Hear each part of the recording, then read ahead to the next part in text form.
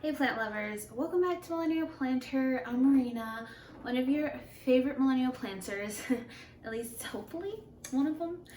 Today I am bringing to you all of my plants that are thriving, yes I said thriving, in my north facing window. So I was actually listening to the Potted Together podcast, and I don't remember what episode it was or what specifically they were talking about, but I remember they were just talking about north facing windows, and that just got me thinking, you know, a lot of people give north facing windows like a bad rap, and I understand why. South windows are kind of like coveted and what a lot of people want. I even took a poll on Instagram, and a lot of people just said they didn't want north facing windows. They will take all the sun when it comes to south facing. And honestly, I'm not gonna lie, I would take a south facing window any day, all day. But north facing windows are very underrated, and I never really noticed how great they were until I put plants in my kitchen. As you can see, because that's where we are. I know it's a little weird of a setup, but I started moving plants in here not too long ago. Honestly, this window stayed empty for a long time because, well, I watch a lot of true crime and like I listen to a lot of paranormal stuff, and this window kind of just like creeped me out, especially at night because it's kind of like really dark and there's no lights in this area. And there's some trees in the back. Yeah, so my mind likes to play tricks on me, but I slowly started to just put plants here because I needed more space for more plants. Isn't that a common problem we all have? And I saw my plants thriving, and now I just put all these plants here. So let's just get on into it.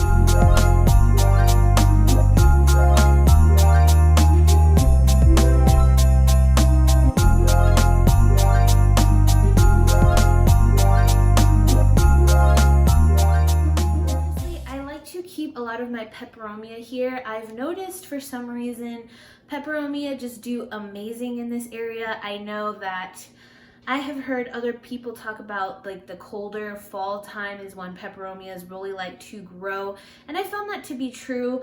And I think that's probably why they're growing really well right now, but they're just loving this area. You know, the humidity is a bit higher in my kitchen just because I'm always doing dishes and cleaning. And I've noticed that north windows are just really that perfect medium, indirect, bright light that plants just love and that people always talk about.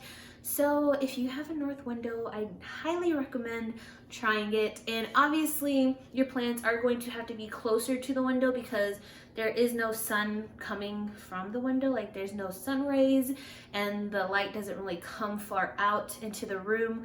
So it's gonna be ideal to keep the plants as close as possible, but it's still really good. So first we have begonias.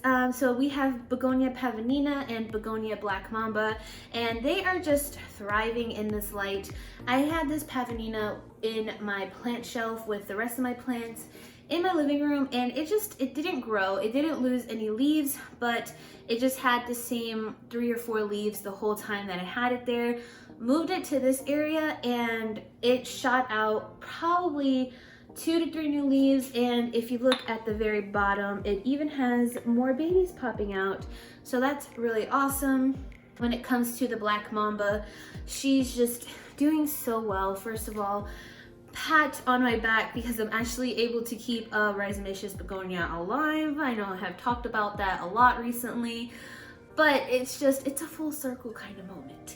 And she's even putting out some new growth right down there, if you can see that. So she's just thriving and doing her best. Next, I even have a fern that's kind of questionable, but it hasn't completely died, so I consider that a win. It has some new fronds coming out. It also has some dying fronds coming, so you know, I'm still learning fern care, but it's still alive. I've had it for a couple months now, and it's not dead, so I consider that a win, a really big win. Next, we have this money tree that I unbraided. So I've been on the struggle bus with money trees, and honestly, I still kind of am, which is why I unbraided this. I feel like unbraiding it just helped it a lot.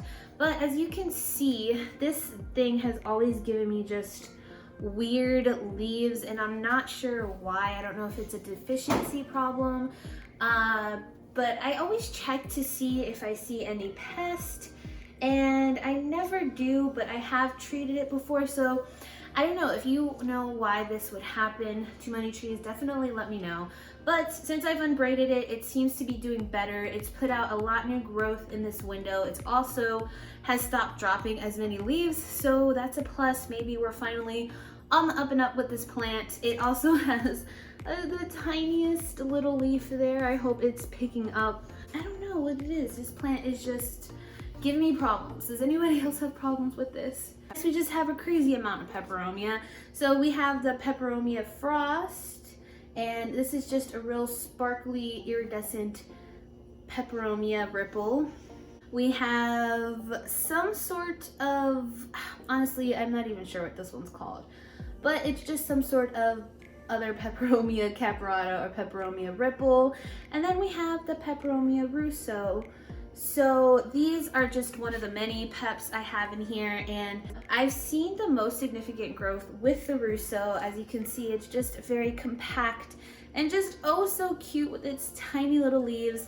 They all have just been doing amazingly well, and I don't know if it's just the humidity. I know that peperomias do like a bit more humidity, or maybe it's just light, or maybe it's just a mixture of both. I'm telling y'all, these guys have just been doing so well.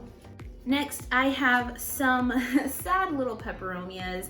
I recently had my curtain rod on this window fall on some of my plants, so that was really heartbreaking. But we have just two pink ladies, and as you can see, she doesn't have the best looking leaves, and that's because so many of them got crushed, and I was just really sad about it. But I'm not worried. I know she'll come back and she'll be on the up and up soon. It's just, she's just gonna look kind of ugly for a little bit.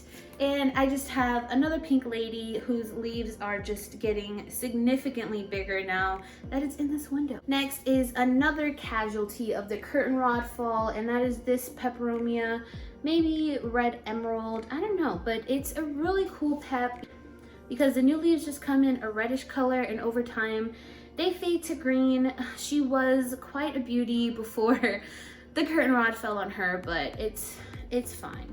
She still has new leaves coming in, so I'm happy. And here we just have some propagations that are going on, a watermelon peperomia, and also another peperomia I don't remember the name of. As you can see, I really love peperomia. And I kind of went through a phase where I wanted to collect all of the ripples in their many forms. So, you know, here we have all these peps. But yeah, the propagations are also doing really well. As you can see, this one has shot out a new baby and a new leaf. And this one has 3 new leaves coming in, and the mom looks like she's slowly dying off, which is just a normal. I also have a whole peperomia propagation video. I will link down below if you want to check that out.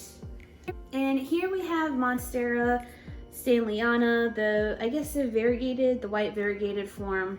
I've had this plant since the summer, and it literally has not shot out one leaf for me, and I don't know why. I don't know what's going on with this plant. I actually just recently moved it into this window. I'm hoping the extra humidity will just really help encourage some new leaf growth, but I really don't know what I'm doing wrong with this plant. I don't know, like, are they normally this slow growing? Maybe I will take it out and examine the roots to make sure the roots are okay. But yeah, so there you go. If you guys have any tips for me, definitely let me know. She is a little bit on the dry side, so I will definitely give her good water after this video. Here we have one of my jewel orchids, which is the Macotes petiola, I think that's what it's called, which is the orchid with the pretty lightning strikes on the leaves. Honestly, I am obsessed with this one. Even my husband really likes it. It's just so shiny and glittery. I know it doesn't really pick up well on camera, but the gold in this leaf is literally just, it's glitter. It's just pure glitter. It's amazing. It's almost like fairies created this plant. But that actually brings me to this little terrarium I have here. My beautiful friend Bree actually gifted me this terrarium for Christmas, and in it I have the Lutetia jewel orchid. This one just has really velvety, deep purple leaves. It's so pretty. I love this one a lot. I haven't gotten any new growth from this yet, but I did propagate it from a leaf or from a stem cutting, so that was pretty cool to propagate. But yeah, hopefully I will get some new leaves from it once I plant it up in here. I also have a very sad heartleaf fern. But as you can see, I don't even know if you can, it has new growth in it. Way down there, it has a good amount of new leaves. I honestly water this plant every 2 days, and so yeah, I guess it's okay. It's not dead, so like I said, I consider that a win. The new leaf, the oldest leaf at the top, is not doing too well. It's definitely going to be dying off soon, but hopefully it'll reward me with some new beautiful leaves. I do plan on putting this and the 2 jewel orchids in this terrarium, and hopefully they will just thrive and live their best lives. I will have it right here so I could just stare at anytime I do the dishes, so I'm really excited about that. I also have this Begonia Benigo in this corner here off to the side, just because it did have some powdery mildew and I just kind of needed to quarantine it from the rest of my begonias. And that brings me to the last plant on this shelf. Oh, well, aside from this bamboo plant, which I just have in the corner because it's so pretty. I planted it in water and it is just living its best life. But I have this orchid here. And yes, I know the leaves are died, but they're still really beautiful.